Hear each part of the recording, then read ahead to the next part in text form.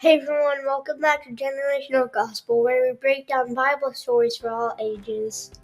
Today, we're looking at the parable that teaches us about true humility, the parable of the Pharisee and the tax collector.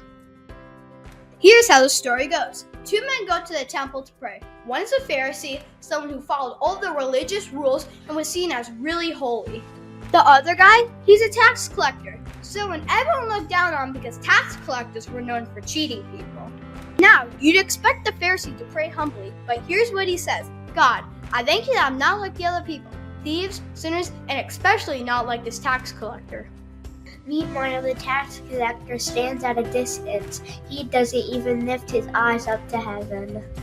Instead, he beats his chest and prays, God, have mercy on me, a sinner. And here's the twist. Jesus says that it was the tax collector, not the Pharisee, who went home and justified before God. The reason? The tax collector came to God with a humble heart, while the Pharisee was full of pride. This parable is all about posture of our hearts when we come to God.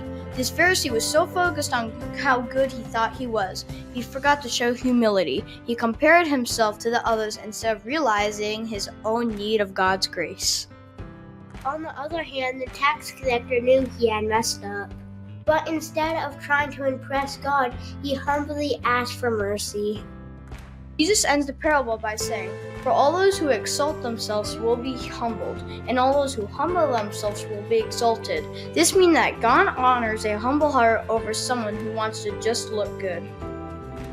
So what's the takeaway? It's not about how we stack up against others, it's about coming to God with a heart that's honest and humble. We all need His grace. And the amazing thing is when we come to God with a humble heart like the tax collector, He forgives us and lifts us up. The next time you pray, remember the parable of the Pharisee and the tax collector.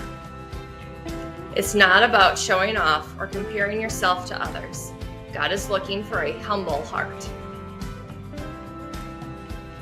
Thanks for joining us today on Generational Gospel. If this message encouraged you, make sure to like, subscribe, and share it with your friends and family.